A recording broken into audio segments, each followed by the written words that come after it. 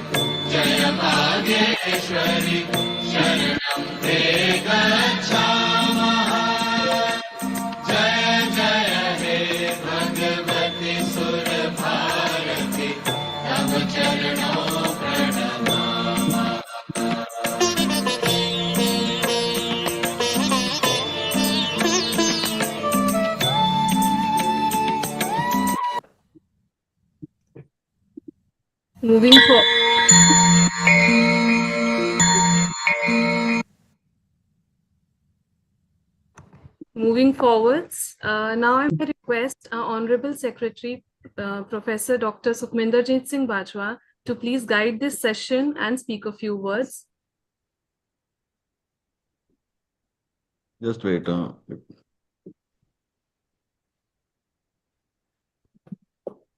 Yeah, good evening, everyone. Thank you, Dipinder. Thank you, sir. I think this is the class, just like a revision class and a very common topic for our postgraduates. So whenever you are getting into the PG curriculum, so you always see the mitral stenosis and non-anesthesia surgeries. Looks very good when you read it and when you just remember all the clinical concepts while going through the books or teaching from the teachers. But when these cases really come to you during emergency or some other time, at that time, I think in your catecholamine starts, getting secreted and excreted at a very high rate. Then you realize that this case I have to do now practically. A very common thing, a very common chapter. But definitely the cardiac lesions are always very challenging. Mitral stenosis is one of the most common among the stenosis. And there are so many implications associated with it that if you start remembering, you will forget certain things, then you again remember, forget certain things. That's why these topics are always very, very difficult to remember. And practically speaking, when you get these at least 3 or 4 cases done in your postgraduate career, then you really realize that how these cases has to be done. But every case is a very individual case, throwing you difficult challenges with the different comorbidities. So I think revision classes like this are very useful. Here you provided a holistic view of all these classes. You get a maximum type of questions here. I think we do the dissection to such an extent that every concept regarding that particular disease and its anesthesia implications become clear during these classes. Although these cannot replace the concepts of the books, but these classes do provide a platform for a quick learning especially during examination. They do help a lot when this case comes as a long case also. So I think we have got a very good team, Dr. Visala Madam and Dr. Rani Manjusha. So they have prepared their PGs well, and I think they will be doing a very good justice to this class. So I'm looking forward to what our PGs are going to present today. Back to you, Dr. Dipinder. Thank you so much, sir. Chairing today's session, we have with us our esteemed faculties for today. We have with us Dr. G. Visala, who is Professor and HOD at Kurnool Medical College, Andhra Pradesh, with a teaching experience of 25 years and publications, 10 publications to her credit. Ma'am has special interest in pediatric and obstetric anesthesia, and she has also been speaker in various state conferences. Next, we also have with us Dr. Rani Manjusha. Dr. Manjusha is an associate professor at Kurnool Medical College, Andhra Pradesh, again, with a teaching experience of 13 years and 6 publications to her credit. Ma'am has special interest in pediatric and regional anesthesia, and she has also served as a speaker in various state conferences, as well as she has been a BLS coordinator at KMC Medical College. Now, before I hand over the session to our postgraduate students, Dr. KC Monica and S. Rakesh, I would like to request you all to please keep your mic muted. And in case you're attending the classes from your workplaces, please keep your videos off. And in case of any queries that you may have, please type in the chat box, and all of your queries will be taken up at the end of the presentation. Now, I please request the faculties to please take over the session and begin with today's presentations. Good evening, ma'am. Good evening to all. Good evening. Greetings from Kurnool Medical College. And I am very thankful for the opportunity given to us. And I sincerely thank Dr. Bajwa sir, the Honorable ISA Secretary, Dr. Madhuri ma'am, ISA Academic Cell in charge, for giving us this opportunity. And I am accompanied by Dr. J. Rani Manjusha, our Associate Professor, and our postgraduates, Dr. Rakesh and Dr. Monica.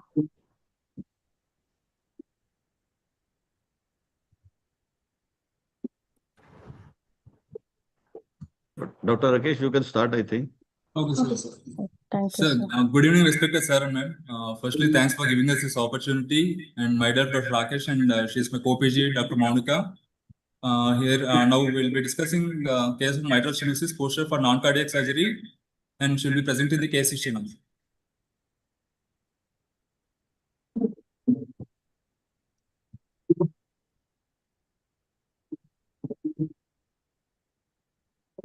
Case presentation regarding a mitral stenosis case posted for a non-cardiac surgery. Case history, the presenting complaints, a 42-year-old woman hailing from Kurnool, who is a daily wage worker by occupation, presented with the chief complaints of swelling in the lower abdomen since 6 months, and breathlessness since 1 year, and fatigue since 1 year. History of presenting illness. Patient was apparently normal 6 months ago. Then she noticed swelling in the lower abdomen, which is initially small in size, gradually progressive, and attained the present size. It is not associated with fever, pain, and vomiting. History of breathlessness since 1 year, insidious in onset. It progressed from NIHA class 1 to NIHA class 2. History of fatigue on doing moderate work since 1 year. The patient is able to climb 2 flights of stairs. No history of orthopnea, END, palpitations, and hemoptysis. No history of chest pain and cough. No history of abdominal distension, pedal edema. No history of syncope, headache, blurring of vision, and no history of change in voice, fever, chills, or rigors. No history of loss of weight or loss of appetite. Past history. Patient had a history of fever episodes, which is associated with joint pains at 14 years of age, which lasted for 2 weeks. The patient took medical treatment for it. At the age of 35 years, she developed progressive dyspnea, NIHA class 3. The patient was evaluated and diagnosed as valvular heart disease as mitral stenosis, and balloon mitral valvuloplasty was done. Not a known case of diabetic, hypertensive, coronary artery disease, CVA, TB, epilepsy and asthma. Family history, there is no history of similar complaints in the family. Coming to the personal history, the patient takes mixed diet, sleep and appetite are normal. The patient is not a known smoker or alcoholic, and her bowel and bladder habits are normal.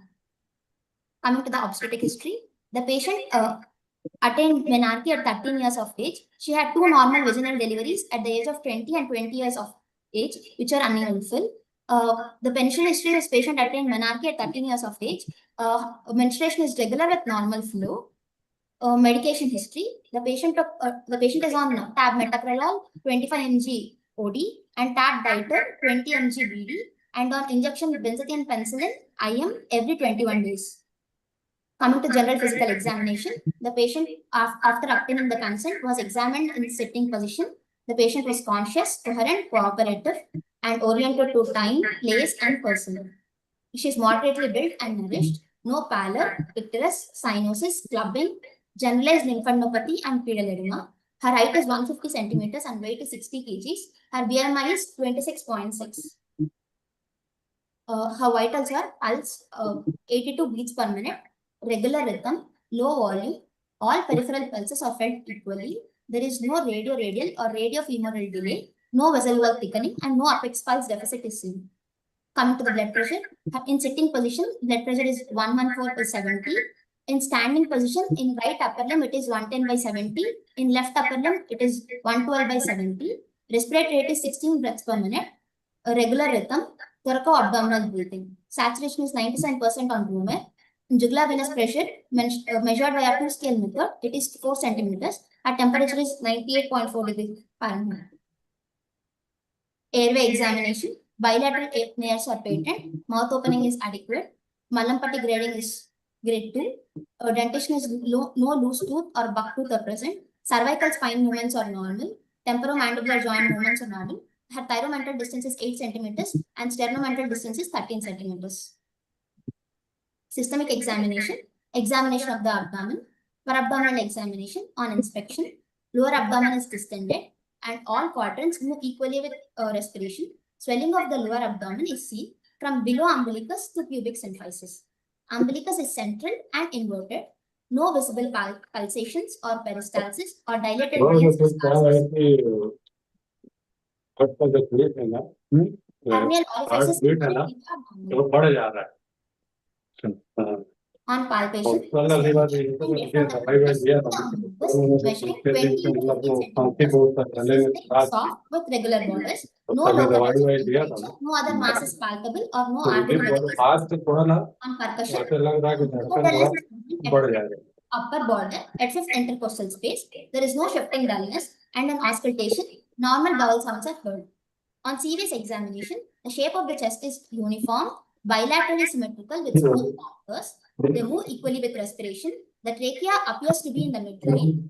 The apical impulse is not visible due to the breast tissue.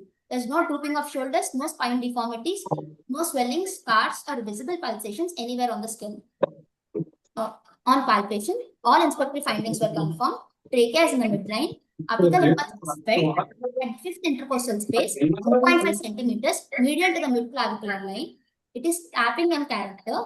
No other pulsations are felt. No local rise of temperature, no tenderness, no thrill, and no palpable P2, and no left parasternal heat. On percussion, right heart border corresponds to right sternal margin, and left heart border corresponds to apex B. Auscultation in mitral area, loud S1, S2 is normal, opening snap is present, low pitched, rough mumbling, mid-diastolic murmur of grade 2 with presystolic accentuation. Best heard in the left lateral position with in full expiration with bell of the stethoscope. Other areas S1, S2 heard is normal. Respiratory system inspection, trachea appears to be in the midline. Shape of the chest was normal and symmetrical. Bilateral chest movement is symmetrical. Thoraco-abdominal breathing. On palpation, trachea was confirmed to be in the midline. Percussion resonant all over the lung fields. Auscultation, normal vesicular breath sounds are heard. No crepitations or added sounds. In CNS examination, higher intellectual functions are normal. No focal neurological deficits. Motor and sensory functions are normal. Reflexes are normal. And cerebellar functions are also normal. Provisional diagnosis. A 42-year female patient, known case of mitral stenosis, post-mitral balloon valvuloplasty, NIHA class 2, with lower abdominal swelling, with a probable diagnosis of ovarian mass. Summary: a 42-year-old female who is a known case of mitral stenosis, NIHA class 2, underwent balloon mitral valvuloplasty 7 years back on treatment with beta blockers and diuretics with regular pulse, tapping epic speed, loud S1, opening snap and mid-diastolic murmur with pre-systolic accentuation at apex, presented with complaints of mass per abdomen, likely ovarian pathology. Okay, so this case presentation shows a female, a known case of mitral stenosis coming for non-cardiac surgery. Okay, Yes, ma'am. so what do you understand by the term mitral stenosis? Ma'am, firstly, I'll just brief out the mitral valve. Ma'am. Mitral valve is located between left atrium and left ventricle, and it ensures unidirectional blood flow from left atrium to left ventricle during diastole and prevents backflow during systole. And it is positioned obliquely, and the anterior leaflet is more superior and closer to the aortic valve. Next, the characteristics of mitral valve. The normal mitral valve area is 4 to 6 centimeters square, and the mitral valve flow is 150 to 200 milliliters per second per diastole, and the transvalvular gradient is less than 2 mm Hg. And the components of mitral valve are first the annulus and 2 leaflets, chordae tendineae, and papillary muscles. The annulus is a fibrous saddle-shaped ring where leaflets gets attached, and it is dynamic. That is, it contracts and changes its shape during cardiac cycle, and it has 2 leaflets, anterior and posterior.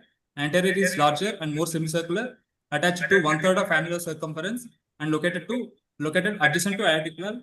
And posterior is shorter height, but it has longer circumferential length. And chordae tendineae, there are 120 fibrous cords extending from papillary muscles to leaflets, and these prevents the prolapse of the mitral valve into the left atrium during systole. And papillary muscles, 2 papillary muscles, anterolateral and posteromedial. Anterolateral receives blood supply from left anterior descending and left coronary artery, and posteromedial receives blood supply from posterior descending artery. Okay, you told about the anatomy of mitral valve apparatus. Yes, ma'am. So I am asking you, what do you understand by the term mitral stenosis? Mitral stenosis refers to decrease in the mitral valve area due to structural abnormality in the mitral valve apparatus, and mitral valve narrowing hinders left ventricle filling and leads to increase in both pressure and volume upstream of the valve. And as obstruction becomes more and more severe, the time required for the left ventricular filling increases, and left atrial contraction becomes necessary to fill the ventricle. Okay, there is narrowing of mitral valve orifice.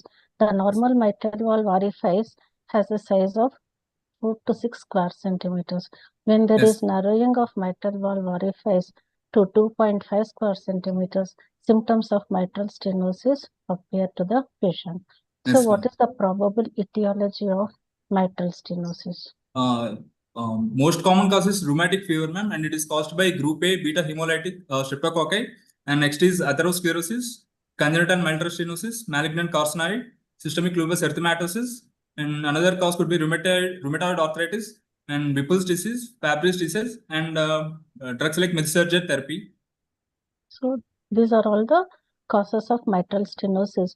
But still, in developing countries like India, rheumatic fever is the leading cause of mitral stenosis, and it is caused by group A beta hemolytic streptococci. So how do you confirm the rheumatic etiology? If there is a recent history of scarlet fever and a positive throat culture and increased ASO titer by more than 250 TOD units. So that helps you to confirm rheumatic etiology. Yes. Okay, what are the diagnostic criteria to say it is rheumatic fever? It is diagnosed based on Duquette-Jones criteria, and it has major and minor criteria. The major criteria includes carditis, arthritis, Sydenham scoria, subcutaneous nodules, and erythema marginatum. And minor criteria includes fever, arthralgia, prolonged PR interval on ECG, and increased ESR and CRP, and leukocytosis. To diagnose as rheumatic mitral stenosis, there should be 2 major criteria or 1 major plus 2 minor criteria. Okay. So Duckett-Jones criteria. This is Yes. important and it is a stock question in Viva. Okay. Okay. So you know about rheumatic etiology.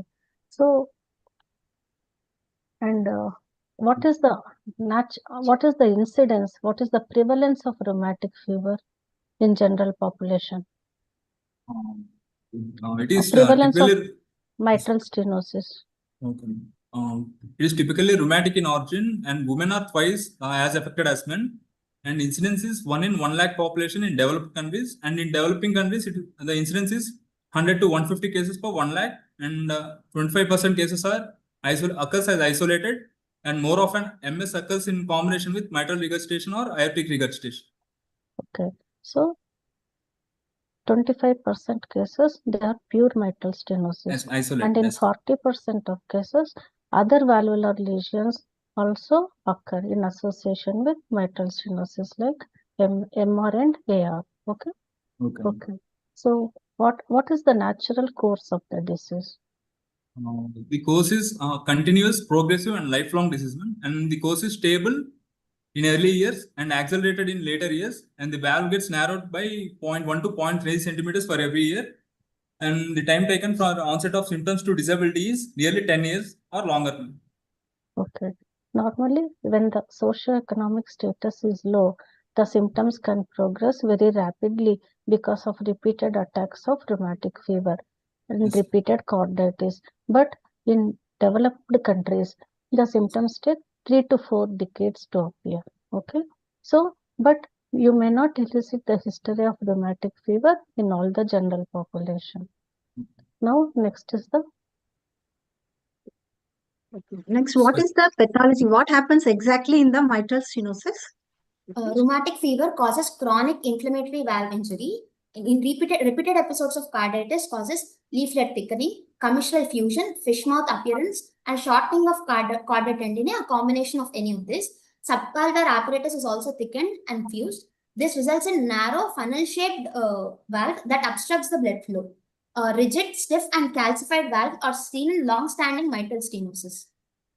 Okay, right. What is the pathophysiology you see in mitral stenosis? In mitral stenosis, there is mechanical obstruction to the blood flow from left atrium to the left ventricle. So there is impaired filling of left ventricle. This leads to reduce in left ventricular end diastolic volume and left ventricular end diastolic pressure, leading to the reduce in stroke volume, which symptoms like vasoconstriction and other symptoms, cold peripheries are seen. Because of increase in left atrial pressure, which are the backward changes, because of increase in left atrial pressure, there is pulmonary venous hypertension. Because of pulmonary venous hypertension, there is perivascular edema and luminal narrowing, which leads to increase in work of breathing and decrease in lung compliance. When the pulmonary venous pressure is more than the oncotic pressure, it leads to the pulmonary edema. And also because of pulmonary venous hypertension, as these veins are valveless, there is backward transmission of pressure leading to the pulmonary arterial hypertension. There is also increase in pulmonary vascular resistance, which causes increase in load to the right ventricle, leading to the increase in right ventricular pressure, leading to the right ventricular hypertrophy, and it may lead to tricuspid regurgitation, and right ventricular failure may occur. As left atrial dilatation is there, it may also lead to atrial fibrillation, and because of stasis of blood, it may also lead to thromboembolic complications. Okay, right. So in the forwardly, there is decreased in cardiac output due to mitral valve stenosis, and in backward, the left atrial pressure increases, leading to pulmonary artery hypertension, and there comes symptoms. So can you explain how this pulmonary artery hypertension progresses in mitral stenosis? Initially, as pulmonary veins are valveless, there is backward transmission of pressure because of left atrial enlargement and increase in pressure in the left atrium. There is backward transmission of pressure to the pulmonary veins. From there, the pressure gets transferred to the pulmonary arteries. So in the initial stages, the pulmonary artery hypertension is passive and reversible, as it is mainly because of the increase in pulmonary artery pressure. And as it progresses, the arterioles become constricted. The pulmonary artery and arterioles become constricted, known as chronic reactive hypertension, reactive pulmonary hypertension. As it progresses gradually, there is intimal hyperplasia and median hypertrophy of arterioles occurs, which leading to the pulmonary artery hypertension, which is irreversible.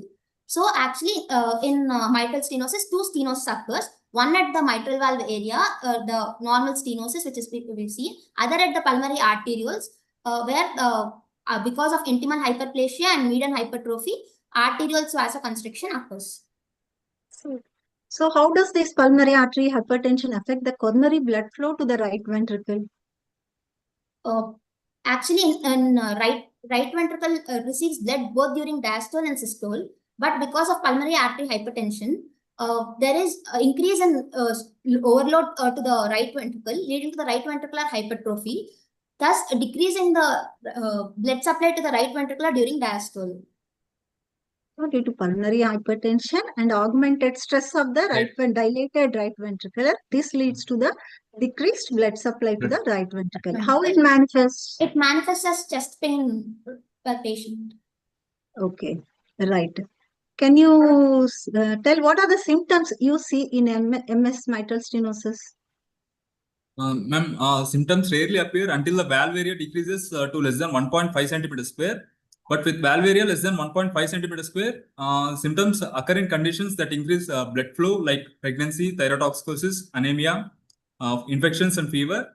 And with valve area less than 1 centimeter square, symptoms may occur even at rest. So how do you assess the severity of mitral stenosis? Ma'am, it is graded. How do you grade? Grading, yes. It is graded mild, moderate and severe based on mitral valve area, mean pressure gradient and pulmonary artery pressure, ma'am. If the mitral valve area is 1.5 to 2.5 centimeter square, then it is mild. And if it is 1 to 1.5 centimeter square, then it is moderate. And if it is less than 1 centimeter square, then it is severe. And if the mean pressure gradient between left atrium and left ventricle, if it is less than 5 mm Hg, then it is mild. And if it is 5 to 10 mm Hg, then it is moderate. And if it is more than 10 mm Hg, then it is severe. And pulmonary artery pressure, if it is less than 30 mm Hg, then it is mild. 30 to 50 mm Hg is moderate, and more than 50 mm Hg is severe. Okay. What is this pressure half time? Pressure half time is the time taken for the transmitral gradient to fall by 50% during diastole. So it is an echocardiographic finding. Yes, so it is the time taken for the transvalvular pressure gradient to decline to half. So as the valve narrows or smallest, so the pressure half time will increase, right? It is also one of the indicators for severity of the mitral stenosis. Also, we can grade that based on the left atrial size also. We can say whether it is severe. So the more severe, the left atrium gets dilated more. So what is NIHA classification? What is it actually? It is, you told that your patient. Yes, it is New York Heart Association classification of heart disease.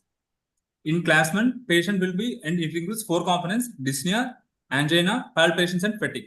In class 1, patient will be asymptomatic except during severe exertion. And in class 2, patient will be symptomatic with moderate activity but comfortable at rest. In class 3, patient gets symptoms with minimal activity but comfortable at rest. In class 4, symptoms may occur even at rest.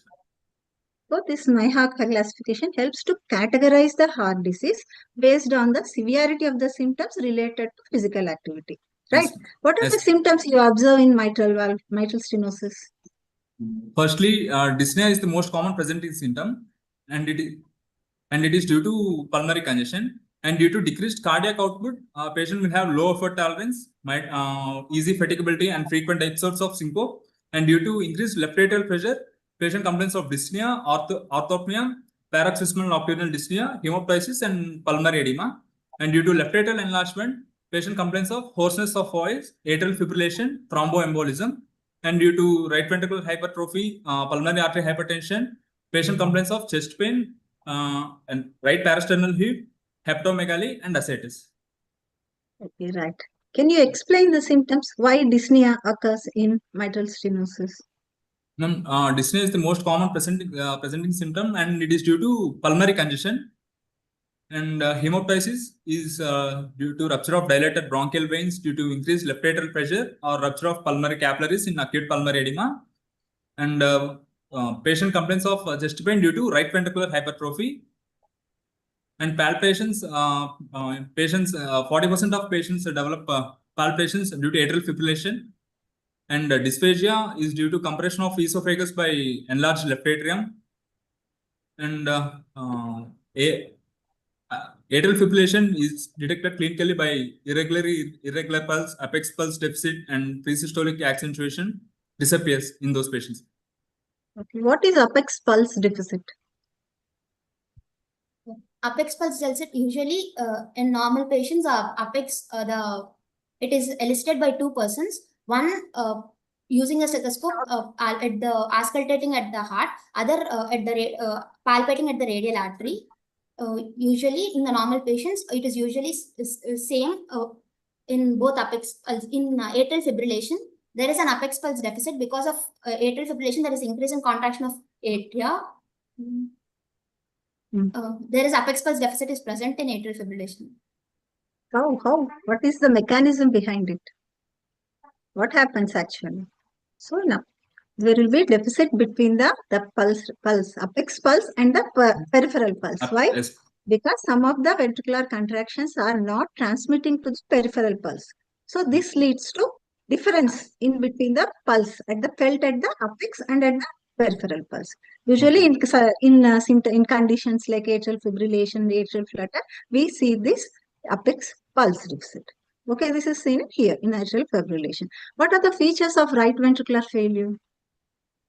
Ascites, pedal edema, hepatomegaly, and because of renal vascular condition, acute kidney injury may also be seen. And raise the JVP. Okay. What is Ortner syndrome?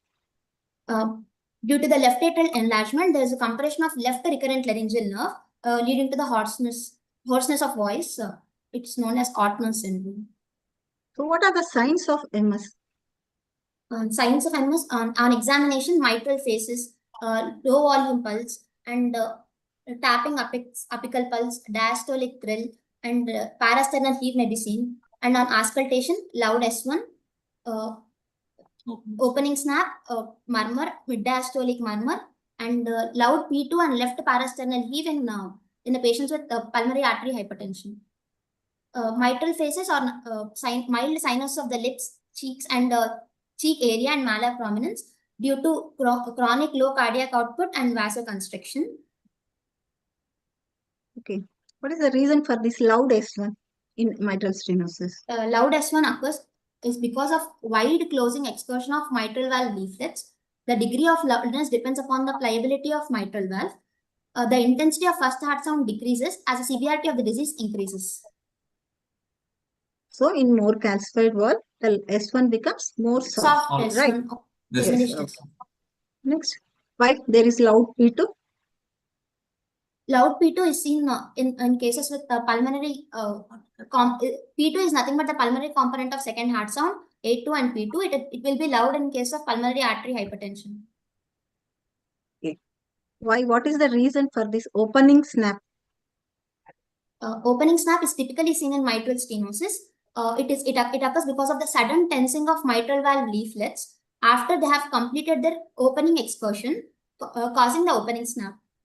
It usually follows the second heart sound, and so can you it make usually out any? follows the second heart sound, and as the intensity of and severity of the disease increases, the distance between the A2 and opening snap decreases. S2 and opening snap interval decreases as the severity of disease increases. If it is less than 0.08 seconds, the distance between S2 and opening snap, it indicates a severe disease. It is usually absent in heavily calcified valve. Okay, so the more severe the disease, the opening snap gets closer to the second heart sound, right? Can you explain this, the murmur? What murmur you see in mitral stenosis? In mitral stenosis, we see a low-pitched, rough mumbling mid-diastolic murmur, which is heard best at the left lateral position during expiration with presystolic accentuation. Okay, why this presystolic accentuation happens in mitral stenosis? Presystolic accentuation occurs because of increased flow across the stenotic fall, which is caused by the atrial contraction. Okay. It is lost in which conditions? This presystolic accentuation. In atrial fibrillation, there is no presystolic accentuation of the murmur. So, any mechanisms to best hurt this murmur? Can we do anything to the patient to best in left lateral position during expiration? Yes. Okay. And also mild exercise also, like squatting to supine position, some positional change, keeping the patient. So this also helps in better audibility of the. In any other conditions you see this mid-diastolic murmur?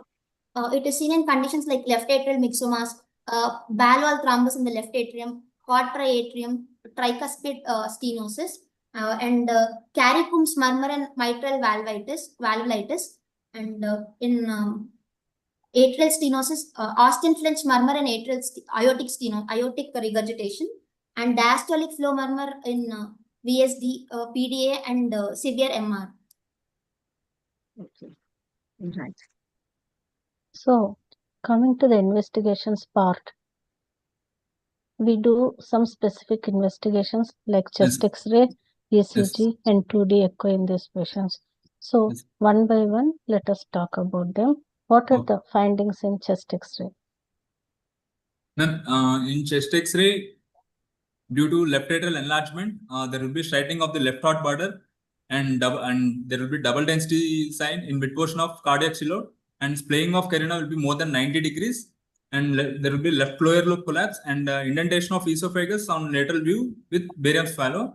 And due to pulmonary artery hypertension, there will be enlarged conus and mustache or antler sign, and miliary shadows, that is pulmonary hemosiderosis due to pulmonary hemorrhage, and curly B lines. And in pulmonary edema, there will be bat wing sign. Okay. So, you can also see calcified mitral valve and small aortic knuckle. Okay. So, the straightening of left heart border, it is also called mitralization of the heart. Okay. So, you can see it typically in these X-rays. And you can also see double or shadow in shadow, double density sign. Two borders are seen in the right atrial border and one left atrial border, which is because of enlarged left atrium. Okay. So, these are the X-ray findings you see in a patient with mitral stenosis. And what are curly B lines? They are horizontal thin lines which are present in the middle and lower zone, perpendicular to the pleura, mostly seen at the costophrenic angle due to thickened septum, interstitial septum, due to fluid or fibrosis. Okay. So, curly B lines, because of pulmonary congestion, you see curly B lines. What are the ECG findings you see in a patient with mitral stenosis? In ECG, due to left atrial hypertrophy, P mitral is seen in loop lead 2, 3, and AVF. P mitral is bifid P wave, and biphasic P wave is seen in lead V1. And in atrial fibrillation, there will be irregular RR interval, and P wave will be absent, and the ventricular rate will be more than 130 beats per minute. And there will be a right axis deviation due to right ventricular wall hypertrophy.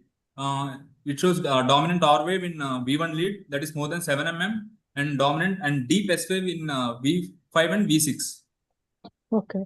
So, because of enlarged left atrium, you see P mitral. Because of pulmonary hypertension, you see P pulmonale. Okay. And because of right ventricular hypertrophy, dominant R wave will be seen. And when there is AF, variable RR interval will be seen. Okay. And absent P wave will be seen, or sometimes the P wave will not be followed by QRS complex. So, these are the findings you see in a patient with ECG in MS. Okay. Next, 2D echo is the very specific and sensitive investigation. So, what do you look for when you do an 2D echo? We look for thickening, mobility, calcification of mitral valve leaflets, and the size of the left atrium, and the size of mitral valve orifice, and presence of thrombus in left atrium, and right ventricular and right atrial enlargement in pulmonary hypertension. And color Doppler measures flow direction and velocity and turbulence of the flow. It may show associated mitral regurgitation and tricuspid regurgitation if present. Yes. You can measure the pressure changes, transvalvular gradient. That is the gradient between the two chambers of the heart. It can be seen, and also the pulmonary artery pressure. You can, and any regional flow motion abnormalities, wall motion abnormalities are there. Associated MS and MR are there. You can see whenever you look for 2D echo. Okay, and Next is the, can you explain pressure volume loop, Monica or Rakesh? Pressure volume loop is a loop which is drawn between, on x-axis we have volume and on y-axis we have the pressure. On y-axis we have the pressure. It indicates the left ventricular cardiac cycle.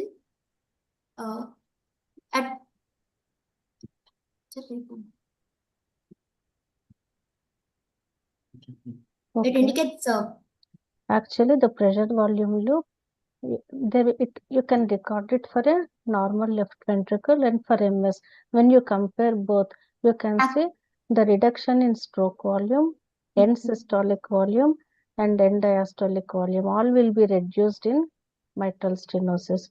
Ma'am, I'll show the picture. Share it. Okay, ma'am.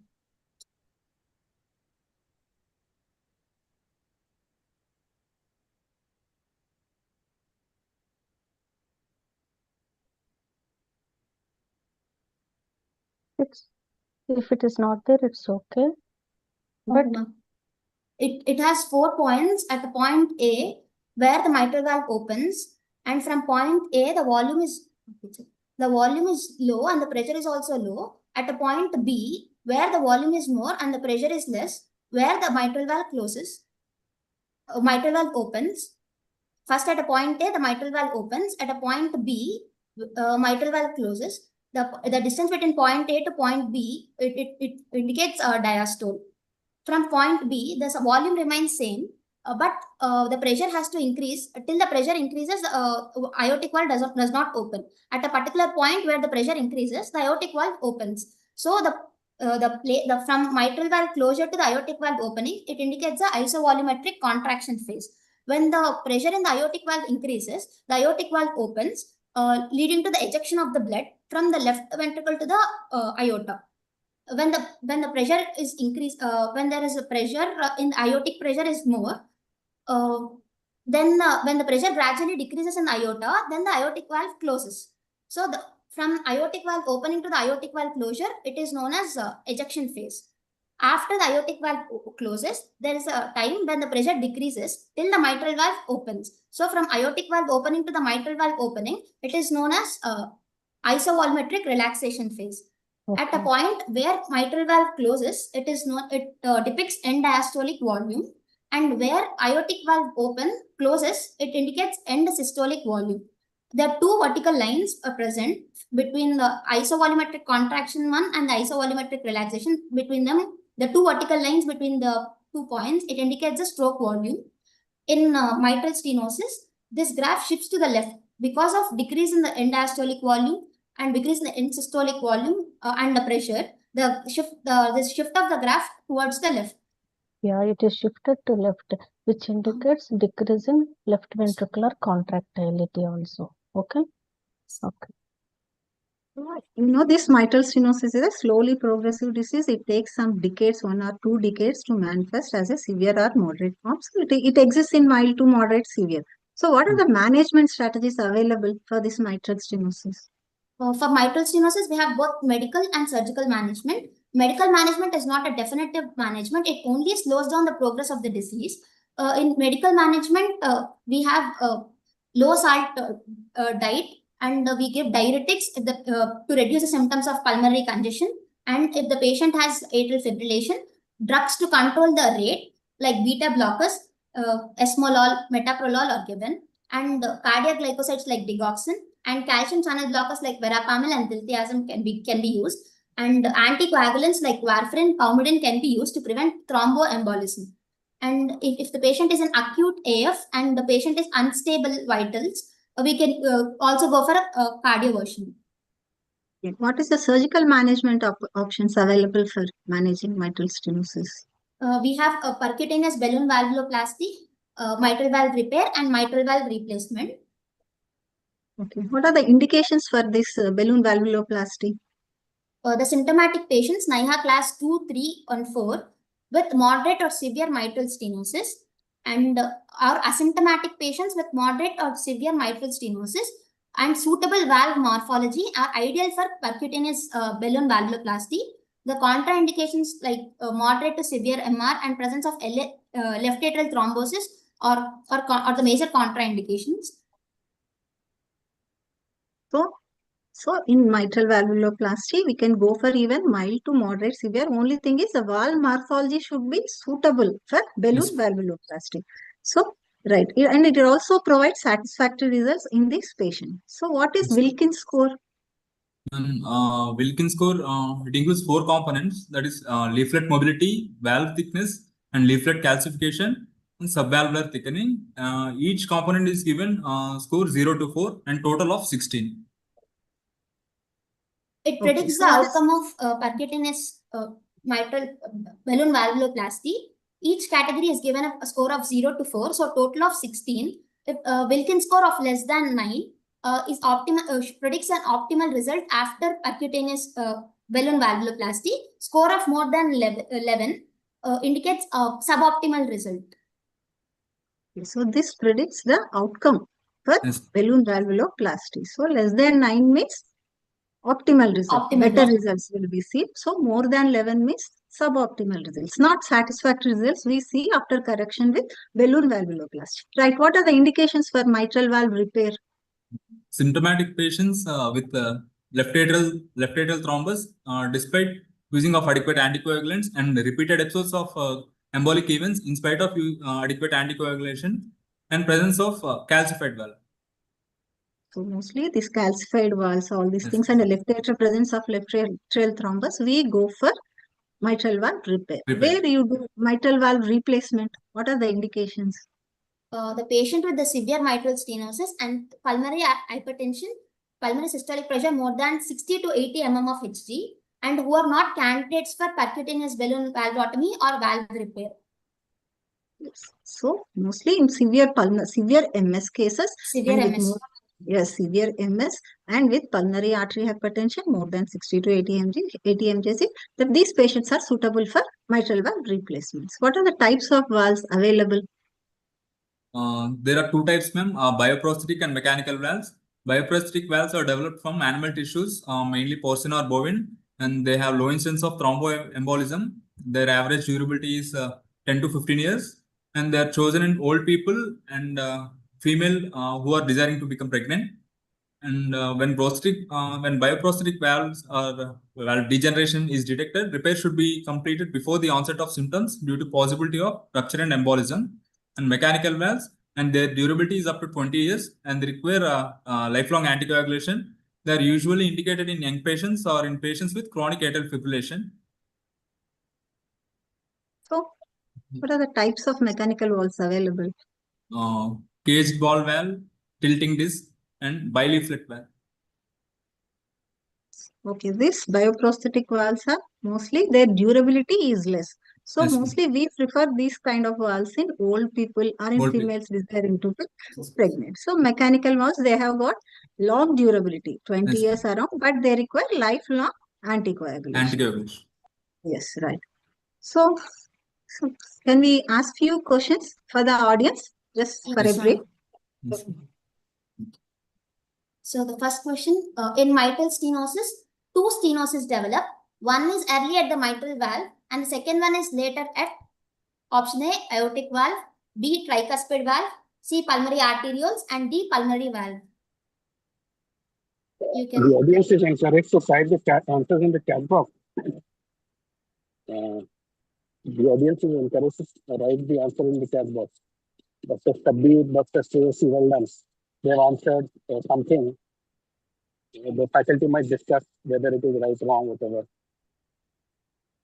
So the answer is pulmonary arterioles, because in the later stages, vasoconstriction due to the intimal hyperplasia and median hypertrophy of the pulmonary arterioles occurs, leading to the vasoconstriction of pulmonary arterioles. So 2 stenosis occurs. So coming to the next question. All are the characteristics of severe calcified mitral stenosis except option A, mitral valve area less than 1 centimeter square. Option B, pulmonary artery pressure more than 50 mm of Hg. And option C, transvalvular pressure gradient equal to 15 mm of Hg. And option D, loud S1.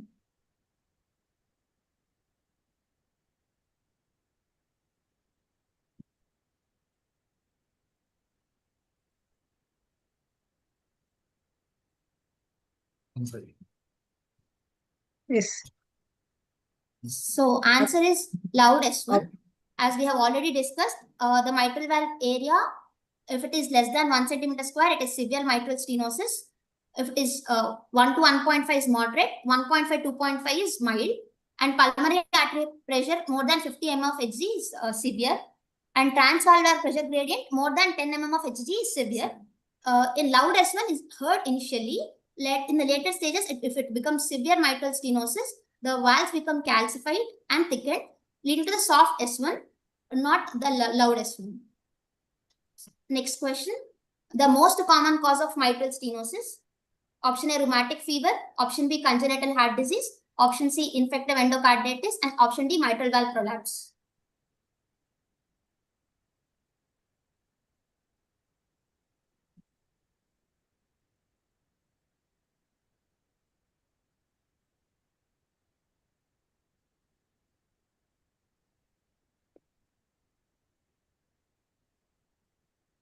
And the answer is option A, rheumatic fever. The most rheumatic fever is caused by group A beta hemolytic streptococci. And the next question is, all are the components of Wilkins score except option A, mitral valve area, option B, leaflet mobility, option C, leaflet thickness, option D, leaflet calcification, and option E, subvalvular thickening.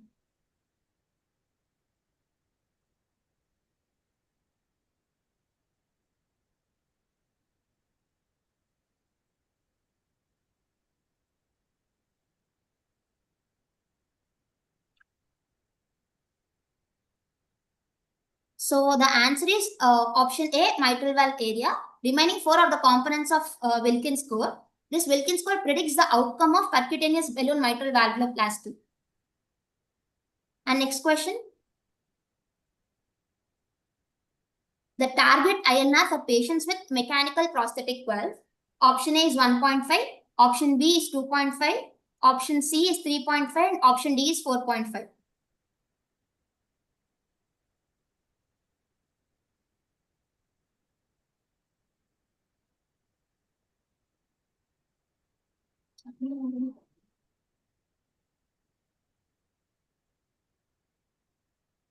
And the answer is option B, 2.5.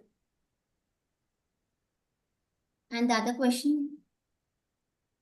All are indications for balloon valvuloplasty except A, symptomatic patients with moderate to severe mitral stenosis. Option B, suitable valve morphology to balloon valvotomy. Option C is left atrial thrombus. And option D, Wilkins score of less than 9.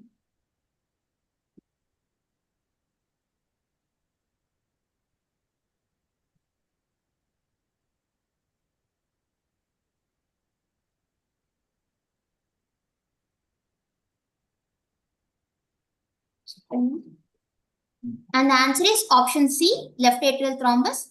The absolute contraindications are moderate mitral regurgitation, and left atrial thrombus are the contraindications for balloon valvuloplasty. And now we can continue with the presentation. Yes. So, this patient is posted for non-cardiac surgery, that is excision of ovarian mass. So, before proceeding with the surgery, how do you investigate the patient? Before proceeding for surgery, the routine investigations like complete blood picture to rule out anemia, leukocytosis, blood grouping, cross-matching, liver function tests, and including the prothrombin time, and renal function tests and serum electrolytes are done, and specific investigations like ECG, chest X-ray, 2D echo, and cardiac catheterization are done. Okay. So, these patients, because of if there is right heart failure, there will be hepatomegaly, and the liver function test can be deranged. So, you have to do liver function test. Because they are on diuretics, electrolyte imbalance is a possibility. So, you have to do serum electrolytes also.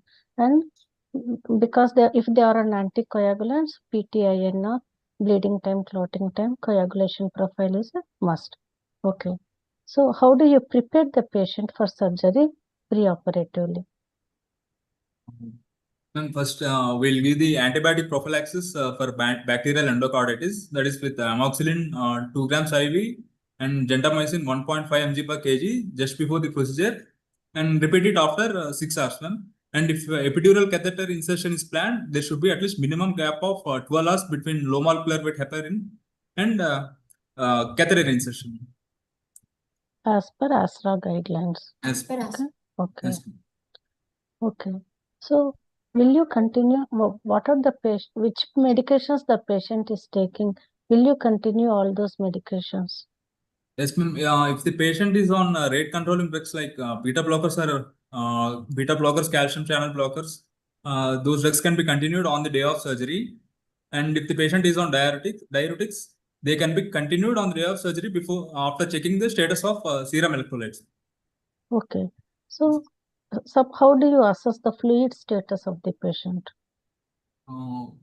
Patients Because are they are on mostly diuretics. These Yes, ma'am. patients are on diuretics to Yes, ma'am. relieve left atrial pressure and also to relieve the symptoms of pulmonary congestion. So because they are on diuretics, there can be hypovolemia in these patients. So how will you assess the hypovolemic status? Actually, they may have orthostatic hypotension. If that is symptomatic, if it Yes. is present, it indicates hypovolemia, and you can also see IVC collapsibility index. Okay. Yes. If it is more than 18%, it indicates fluid responsiveness of the patient. And you can judicious use of IV fluids is very important. Yes. You should neither overload or underload the patient. Aim Okay. is for normovolemia. Yeah. Yes. So if the patient is, you will continue the rate control drugs. Yes, ma'am. You will continue diuretics. Diuretics You as will well. continue rate control drugs like beta blockers or calcium channel blockers or digoxin if it is being used. And if the patient is on anticoagulants, how will you proceed? If patient is on warfarin, they should be converted to heparin preoperatively and maintain APTT 1.5 to 2 times of normal and should be continued in postoperative as well. If it is an elective surgery, Yes, ma'am. Elective surgery. you have time, at least ma'am. 5 days to correct. You can change over to heparin and Yes. maintain the patient on low molecular weight heparin, and then you can maintain the patient with adequate INR. Okay. If the surgery is an emergency, what will you do? If it is an emergency, we give injection vitamin K 1 mg, FFP 15 ml per kg, and if required, octaplex prothrombin complex concentrate can also be given. Okay. And we So have you to check should the INR status. you should adequately reserve FFPs, Yes, and ma'am. you should give vitamin K injections, because in emergency surgery also you will have 6 hours time to optimize the patient. You can make use of that time to reserve FFPs. What is the IE prophylaxis in MS? Infective endocarditis. According to American Heart Association, it doesn't suggest routine IE prophylaxis, ma'am, unless the patient comes under high risk, like patient is having congenital heart disease or past history of infective endocarditis or patients with a prosthetic heart valve. Okay. Yes, ma'am. So you can go as per institution protocol. If Yes. in high risk patients, you can use Infective endocarditis. IE prophylaxis, Yes, drugs ma'am. like penicillin, sulfadiazine, macrolide, and azolide. Yes, ma'am. Okay. Yes. So what are the hemodynamic goals in a patient with MS? First, maintain low to normal heart rate because tachycardia decreases the diastolic filling time and worsens transvalvular gradient. So the primary concern is to maintain low to normal heart rate and treat tachycardia with beta blockers like espolinol, propranolol. And excessive bradycardia is also undesirable as it is a fixed cardiac output state. So the most risky component of atrial fibrillation is elevated ventricular rate rather than loss of atrial kick. So rate control is the primary concern. And Okay. next is the maintain normal sinus rhythm. And if atrial fibrillation occurs perioperatively, then we need to go for immediate cardioversion and maintain adequate preload That is, we should not go for hypovolemia because it causes marked drop in cardiac output, and fluid overload causes hypovolemia, which causes pulmonary edema, and maintain systemic vascular resistance. Because as it is a fixed cardiac output state, we need to avoid hypotension and maintain contractility. The adequate cardiac output is dependent both on right ventricle and left ventricle contractility. So if necessary, inotrope support can be considered, and avoid factors that increases pulmonary vascular resistance like hypoxia, hypercarbia, acidosis, hypothermia, and shivering, nitrous oxide. Yes, ma'am. Okay. So you have to stick to the hemodynamic goals of mitral stenosis for good outcome from the case. Okay. So Yes. you should maintain the heart rate between 50 to 70, 60 to 70 or 50 to 70, and Yes. you should maintain the systemic vascular resistance. You should Yes. avoid increase in pulmonary vascular resistance, and you Yes. should look for atrial arrhythmias. Like mostly atrial fibrillation is the commonest atrial arrhythmia. So you should look for ECG is very important, monitoring ECG. So what are the anesthetic options for us? This is a lower abdominal swelling, probably of ovarian etiology. So what are the anesthetic options for us? Will you prefer if you do you proceed with regional anesthesia or general anesthesia? If regional anesthesia, what are your concerns? In regional anesthesia, we prefer graded epidural rather than spinal anesthesia, because in spinal anesthesia there is peripheral vasodilatation occurs, which lead to sudden drop of blood pressure. In graded epidural, there is a gradual fall in the blood pressure occurs. So as these patients are sensitive to the vasodilating effects of spinal and epidural, so graded epidural is a technique of choice. In graded epidural also, we avoid dermatomal level less than T6 and avoid test dose with epinephrine containing local anesthetic solutions. And we give diluted solutions of the local anesthetic to be used. And we can also combine spinal and epidural can also be used. But in spinal, we give intrathecal opioids are preferred. Okay. And peripheral nerve blocks are best preferred whenever it is possible. So the choice of anesthesia depends upon whether the mitral stenosis is mild, moderate, or severe. In mild and moderate mitral stenosis, you can still prefer regional anesthesia. But in severe mitral stenosis only, you have to be very careful, and you have to give either graded epidural in very cautiously. You have to use diluted solutions of local anesthetic, and you don't use for test dose also don't use epinephrine containing drugs because tachycardia is dangerous. And if at all hypotension develops, what will you do? We avoid rapid fluid boluses because it can precipitate pulmonary edema. So injection phenylephrine is preferred as it is a pure alpha agonist. It increases the blood pressure and it also causes reflex bradycardia. Okay, so phenylephrine is the choice of drug and not ephedrine, because ephedrine increases the heart rate of the patient. So phenylephrine is preferred. And if the hypotension is refractory to phenylephrine, what is the next option? We go for noradrenaline. Noradrenaline is the second option. Okay. And okay, so you can, in severe mitral stenosis, in this case, like this case patient, you can go for graded epidural injection. Okay. And what are the, before proceeding for general anesthesia, what are the monitors you will attach to the patient?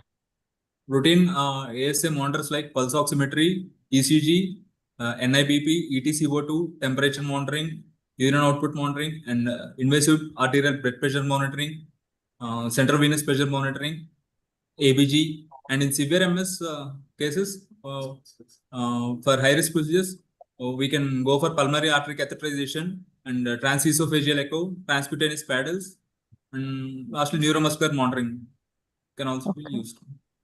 Okay, so minimum mandatory monitoring and special monitoring. Okay, and TEE, when it is available, it is very helpful, and you should also be ready with pacing. Yes, ma'am. because atrial fibrillation can occur intraoperatively. So you Yes. should be ready. Okay. Yes. So suppose you have planned for general anesthesia in this patient.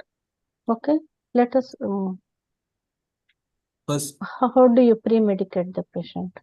ma'am, Adequate preoxygenation is given to avoid hypoxia and avoid anticoagulants to prevent tachycardia. To relieve anxiety-related tachycardia, we prefer benzodiazepines like midazolam, but the dose is reduced to avoid the respiratory depression. And opioids like fentanyl at a dose of 3 to 5 mics per kg is given. They have to be used generously to reduce the hemodynamic response to intubation. Because of opioids, there is also decrease the requirement of usage of induction agents. Okay. And in induction, IV induction is a preferred induction of choice. Induction agents used are etomidate, which is a best induction agent for to maintain the hemodynamic stability. It is the dose is 0.2 to 0.3 mg per kg, and the midazolam plus fentanyl can also be given. Injection thiopental can also be used. Propofol is avoided because it causes profound hypotension, and ketamine is avoided because it causes tachycardia. Yeah. And volatile anesthetic agents are require the high MAC values, and they are not used for induction because they cause a profound hypotension. Yeah, this because mitral stenosis, there is prolonged, the arm brain circulation time is prolonged, and there is low volume status in the patient. So they are very sensitive to the hypotensive effects. So you should ensure hemodynamic stability at all rates. So you should double dilute the induction agents. You should give in titrated doses, watching the response to the induction agent. Etomidate is a drug of choice. If etomidate is not available, then the next option is thiopentone. Okay, but Yes. propofol and ketamine should be avoided. And also inhalation agents, they can be used for maintenance but not for induction, because they also cause decrease in systemic vascular resistance. Okay. Yes. Okay, what are the muscle relaxant of choice? How do you intubate this patient? First adequate preoxygenation to avoid hypoxia. Then coming to intubation. Before intubation, we will give muscle relaxants which do not release histamine, like rocuronium and vecuronium. And before intubation, we can also give short-acting beta blockers like esmolol and or injection loxicod 1.5 mg per kg to abolish hemodynamic response to intubation. And next, maintenance with oxygen, air, and volatile anesthetics. As nitrous oxide causes increased pulmonary vascular resistance, nitrous oxide is avoided in these cases. And infusion with short-acting opioids like fentanyl and remifentanil can be used. Halothane volatile anesthetic should be avoided as it has arrhythmogenic potential. And deeper planes of anesthesia should be maintained because later planes can cause tachycardia, and controlled ventilation to maintain normocapnia. Okay, because hypercarbia also increases pulmonary vascular resistance, so you should maintain normocapnia. Yep. Okay, and so you should avoid nitrous oxide, avoid hypercarbia in these patients, maintain with air, oxygen, and muscle relaxants which do not release histamine, like vecuronium and rocuronium. Yes. Okay, and what are the reverse? How do you reverse the patient? Reversal with we can prefer a Sugammadex agent, and we should give it slowly to reduce drug-induced tachycardia. Sugammadex does not cause tachycardia. If you are using neostigmine and glycopyrrolate, give it slowly so that tachycardia does not occur. Okay. Suppose the patient develops intraoperative tachycardia because of light planes of anesthesia or anything. How will you manage? We'll maintain the depth of, we'll deepen the plane of anesthesia and then ensure adequate analgesia and use rate controlling drugs like beta blockers, like esmolol and propranolol, or calcium channel blockers like verapamil and diltiazem. So tachycardia is undesirable in this case. So you should treat tachycardia aggressively. So you first treat the cause, deepen the plane of anesthesia, give some top-ups of analgesic agents, narcotic analgesics. Okay. Yes, ma'am. How do you manage if AF occurs intraoperatively, atrial fibrillation? How do you manage? We should stop the surgical stimulus, ma'am. We'll ask the surgeon to stop the surgery and deepen the plane of anesthesia and assess hemodynamic status, ma'am. If the patient is hemodynamically stable, we'll go for pharmacological measures. And if the patient is hemodynamically unstable, we'll consider immediate cardioversion starting with 50 to 100 joules and can be increased as needed to 360 joules. Till 360 joules can be increased. Okay. Atrial fibrillation, it is a distressing complication, and Yes. that is why we have kept pacing ready so that we can do immediate cardioversion. If the patient is hemodynamically unstable, go for We'll go cardioversion. cardiac. And Yes. if the patient is stable hemodynamically, we Yes. can use pharmacological measures like Yes. what are the Amiodarone. drugs? Amiodarone. Metoprolol. What is the dose of amiodarone? It is 150 mg IV bolus. It should be given over 10 to 15 minutes, then followed by 1 mg per kg for 6 hours, and then followed by 0.6 mg per kg for 18 hours. Okay. So before doing cardioversion, you should confirm that there is no clot in the left atrium. Okay. Yes. Yes. That is a common prerequisite. Yes. Okay. So what are the complications of AF in mitral stenosis? What happens when there is atrial fibrillation? In atrial fibrillation, there is loss of atrial kick or atrial contraction, which is required for left ventricular filling. It is lost normally due to the pressure gradient between left atrium and left ventricle. Left ventricular filling is dependent on the atrial systole or atrial kick, which is lost in atrial fibrillation, thus decreasing the left ventricular filling. And also, atrial fibrillation causes stasis of the blood, leading to increased risk of thromboembolism. Okay. So atrial kick contributes to 30% of stroke volume. You should remember that. That is lost in presence of atrial fibrillation. So the left ventricular filling is affected and stroke volume and therefore cardiac output is affected because of loss of atrial kick. Okay. So you should treat atrial fibrillation at the earliest. Suppose the patient develops intraoperative pulmonary edema, because that is quite a possibility, because when the mitral valve area is 1 centimeter square, the left atrial pressure, it is mostly 25 mm of mercury, okay, which is very close to pulmonary artery pressure. So when the left atrial pressure exceeds pulmonary artery pressure, pulmonary edema is likely to occur. So how do you manage intraoperative pulmonary edema?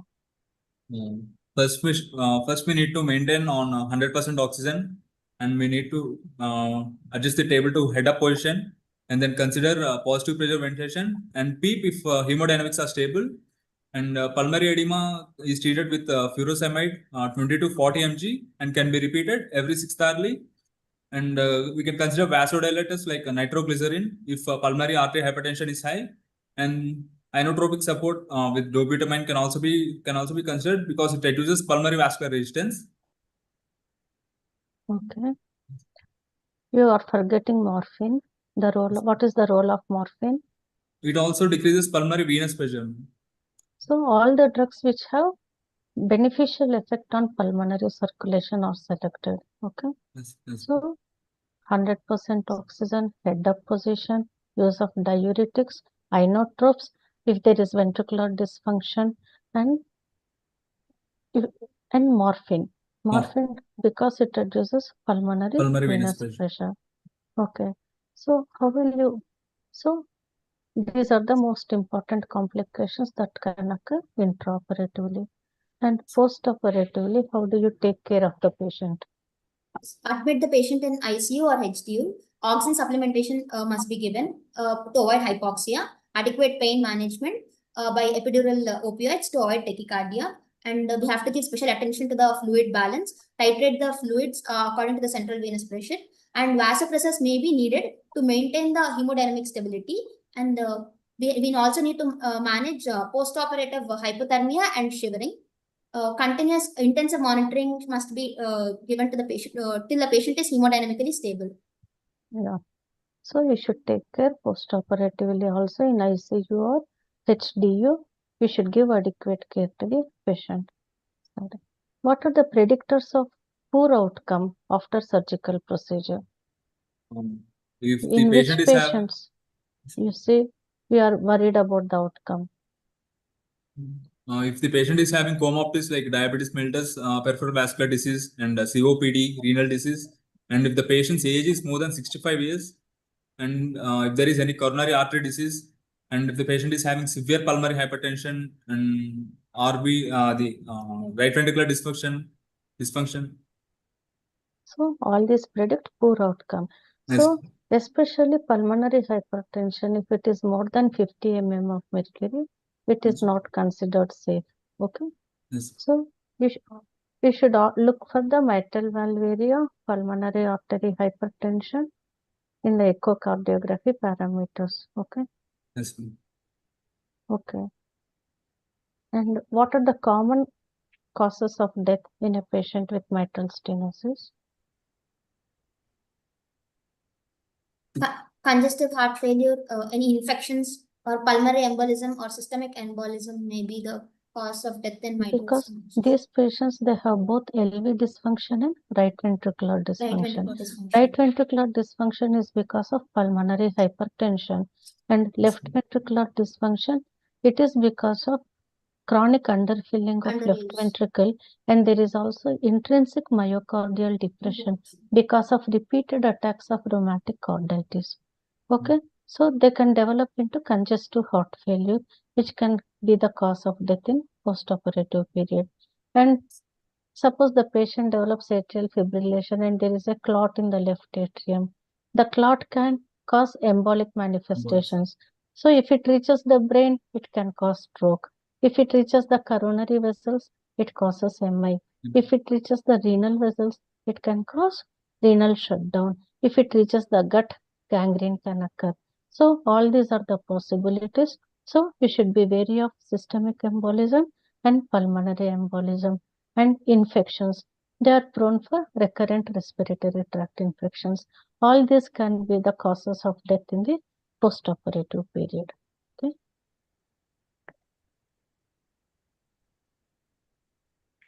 Next, So now you can some ask more them. questions to the audience. Can you show them, Monica? Yes, ma'am. The primary hemodynamic goal during anesthesia for a patient with mitral stenosis, the options are A, low to normal heart rate, B, judicious fluid therapy to maintain preload, C, maintaining adequate afterload, D, maintaining sinus rhythm, E, all the above.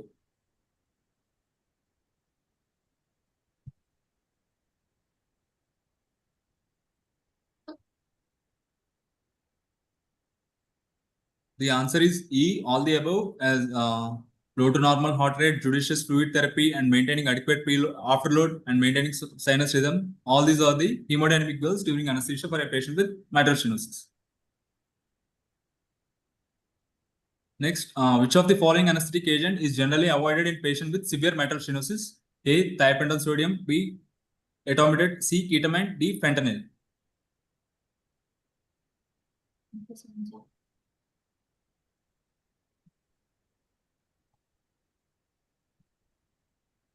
Answer is C, ketamine. As everyone knows, ketamine causes tachycardia, so it is avoided in patients with severe mitral stenosis.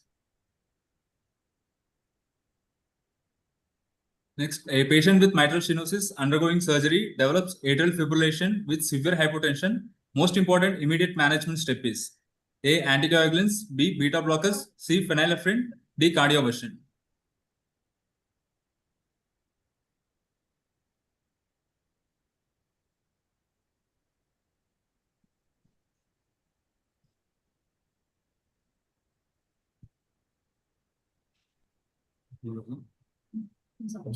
The answer is D, cardioversion, as the patient vitals are unstable. That means the patient is having severe hypotension, so we go for cardioversion.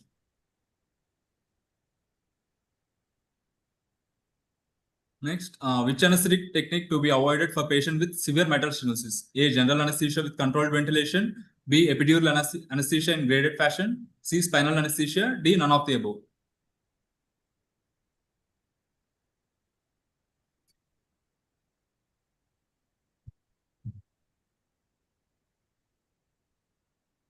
The answer is unanimous. C. Spinal Yes. anesthesia.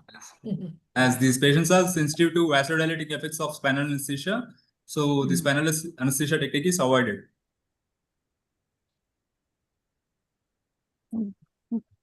This concludes our presentation, ma'am. That's it.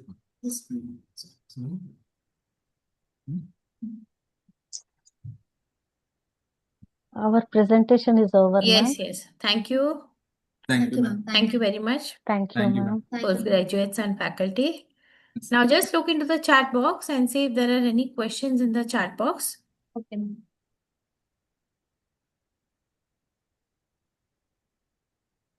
Check if there are any questions in the chat box. Okay, ma'am.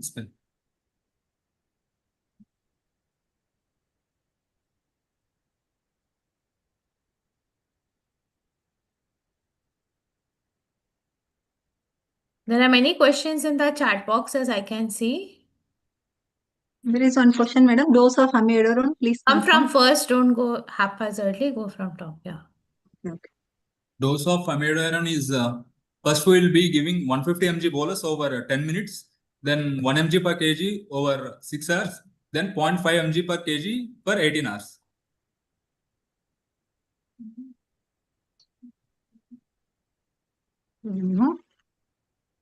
We can say 150 mg bolus 150 mg bolus.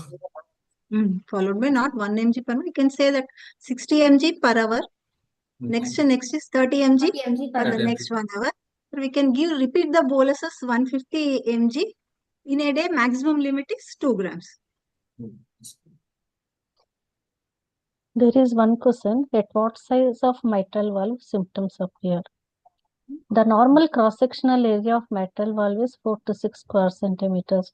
When the size is reduced by 50%, that is 2.5 to 3 square centimeters, symptoms start appearing with severe exertion.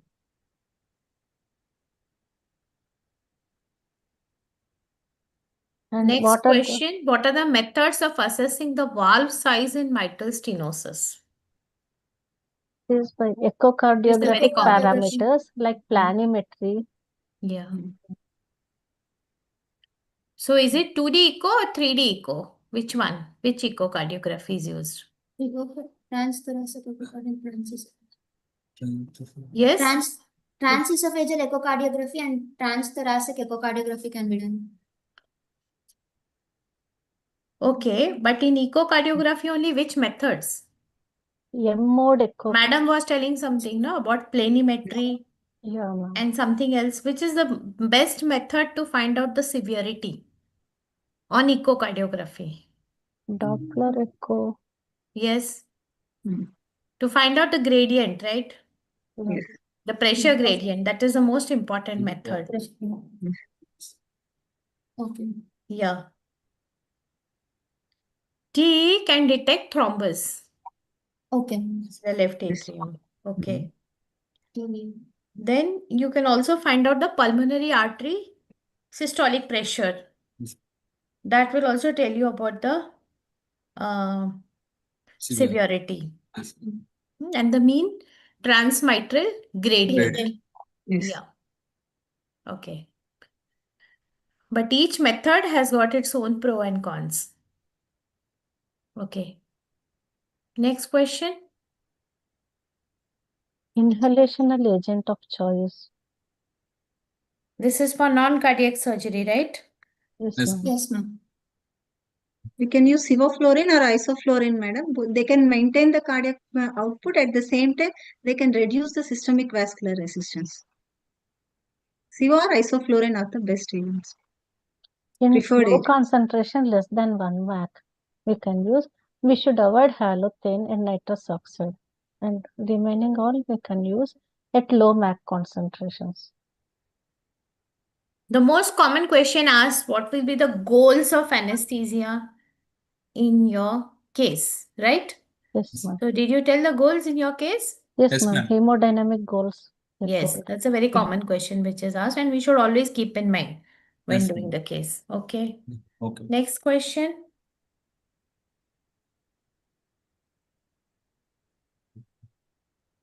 Opioid preference. Opium. All the questions are Fentanyl, over? ma'am. What is the preferential opioid that can be used? And the best Opioid is of choice. fentanyl, ma'am. The short-acting opiates. Fentanyl. Yes. Yeah. Why?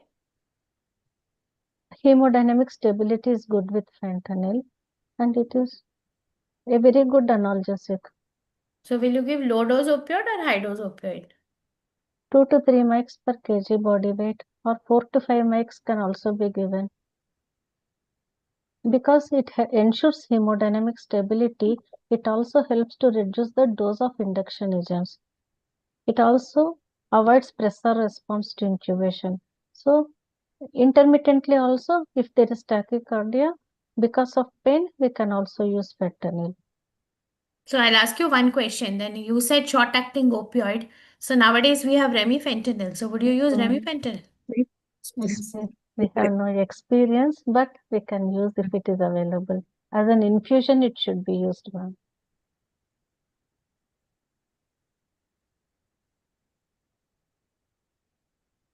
There is one more question, madam. Can titrated propofol be given?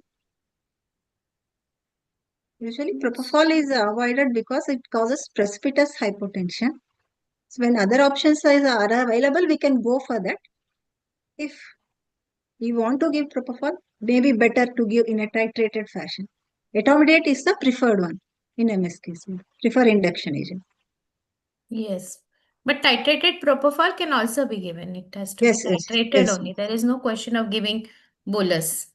Yes, yes. Explain the symptoms, somebody has asked. Symptoms of what? Symptoms of mitral stenosis or what? I think you have already answered that question. Yes, Yes, ma'am. ma'am. Explain ma'am. the symptoms, which symptoms patient can have. Dyspnea. Fatigability, dyspnea, Yeah. What else? orthopnea, Cough. paroxysmal nocturnal dyspnea. All this because of pulmonary congestion. The patient will develop easy fatigability, low effort tolerance will be there, and they also have mitral phases and Symptoms. hoarseness of voice, atrial fibrillation. Chest pain is because of right ventricular Right ventricular hypertrophy. It is seen in 15% of cases.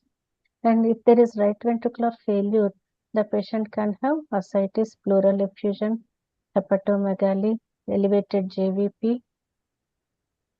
And if there is left atrial enlargement, they can have hoarseness of voice, atrial fibrillation, thromboembolic episodes.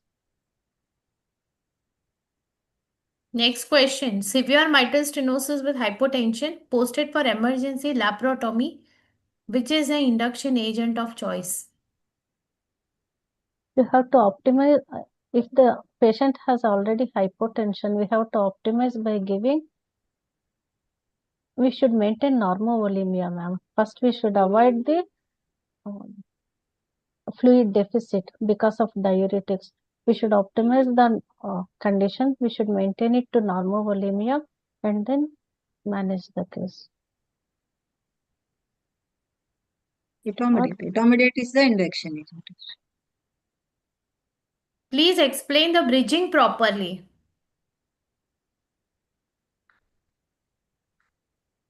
Bridging. If Monica? the patient is posted for emergency surgery, that is within less than 6 hours, we go for the INR and we give vitamin K. Vitamin K is given, and the FFP 15 ml per kg FFP is given, and we check the coagulation profile PTINR value. And if it is posted for elective surgery, we shift the patient from warfarin to low molecular weight heparin 5 days prior to the surgery, and low molecular weight heparin is stopped 24 hours before the surgery. And we also check the INR value. The target INR is less than 1.5.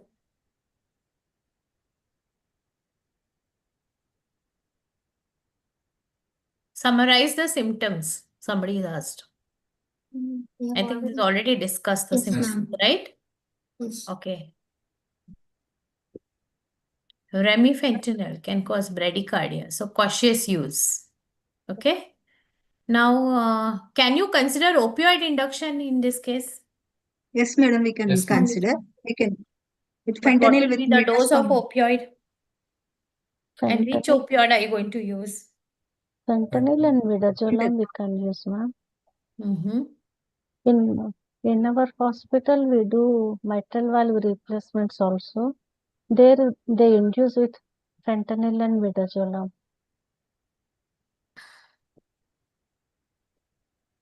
Severe mitral stenosis case for DNC.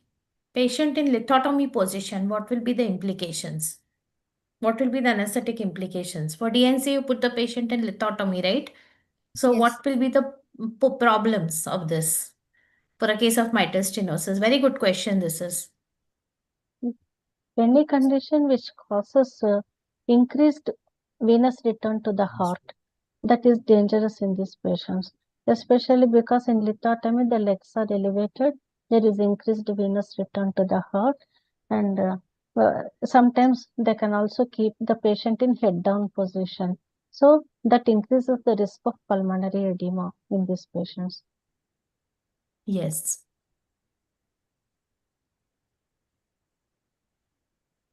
I think the questions in the chat box are, should we electively ventilate post-op or can we extubate on table or extubate the patient in a controlled environment?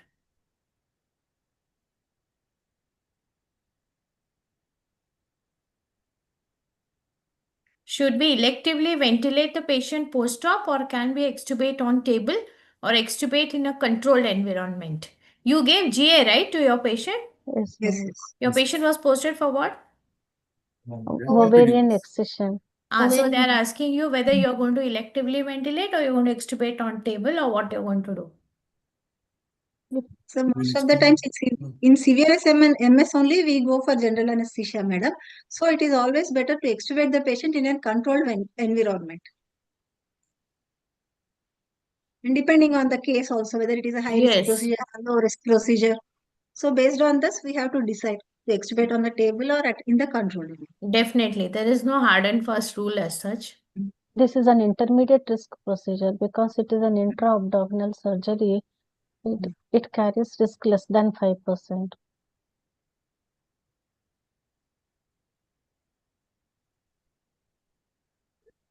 Is low dose spinal anesthesia considered with epidural catheter in situ? Another question. Low dose spinal. What is the role of low dose spinal anesthesia in case of mitral stenosis? There are case reports, right? And people do give. So what is your opinion on that? So as long as we maintain our hemodynamic goals, we can go for low dose spinal anesthesia, madam. Our main aim is to maintain that primary hemodynamic goals. We have to see that there is no hypotension in the postoperative period. If you maintain that and maintaining the sinus rhythm, we can go for some. As an evidence-based guidelines, it is said that there is no ideal technique or drug for a mitral stenosis as long as you maintain the hemodynamic goals, madam. Yes, very well said. And it would be safer for mild and moderate stenosis than for severe stenosis, right? Yes, yes, ma'am. Yeah. BT, CT, PT, INR, APTT. What do they signify? Or what do they, why are they important in this case? If the patient is on anticoagulants, so it is very important to monitor this. I mean, this we have to look for these investigations, madam, because most of the times these patients on the warfarin or post-mitral valve replacement surgeries, we maintain their INR at 2.5. So we have to maintain this, and the APTT also we maintain. Whether in case of any embolism or atrial fibrillation, we will see that it has to be maintained 1.5 to 2.5 times normal. So before proceeding to the surgery, we have to check this PT, Reagulation INR, profile. APTT. And we have to, when you plan for epidural catheterization, particularly, it is important to check these investigations. Yes. So most important because they can be on anticoagulants. Yes. If we give neostigmine plus glycopyrrolate for extubation, glycopyrrolate causes tachycardia. Is this harmful to the patient? There is no contraindication for giving glycopyrrolate and in the post-op for reversal of this patient, madam. We can give, but it is better to give in a slow fashion. Yes. Tachycardia is definitely unwanted. So where we are? Question and answer session, sir. Finished? Query is going on still. Okay. Next Great. question, how morphine helps in the management of pulmonary edema? It decreases the pulmonary venous pressure. And Is that the only method? Is that the only way? It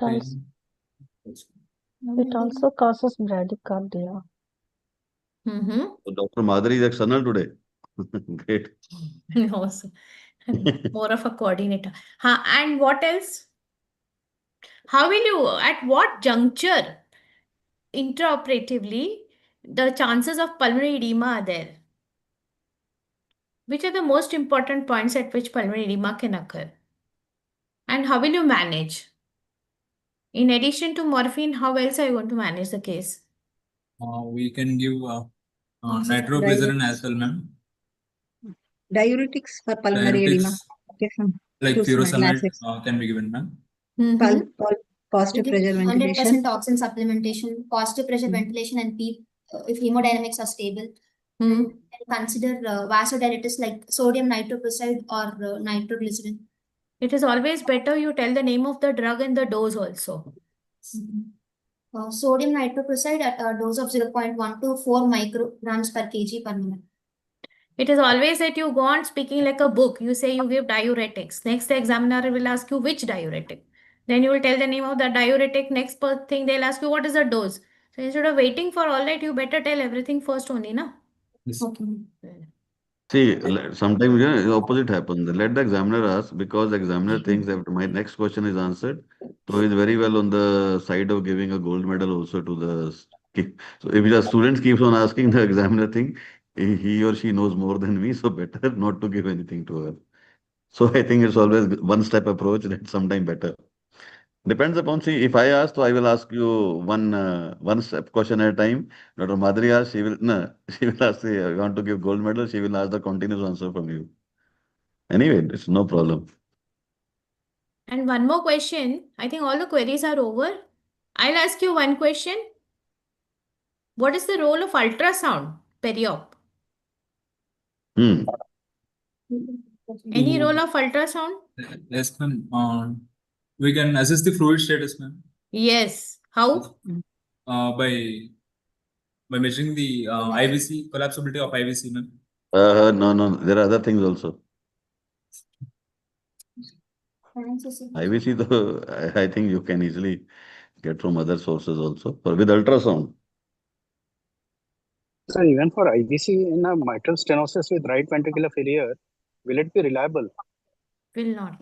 That's why IVC you can say from anything.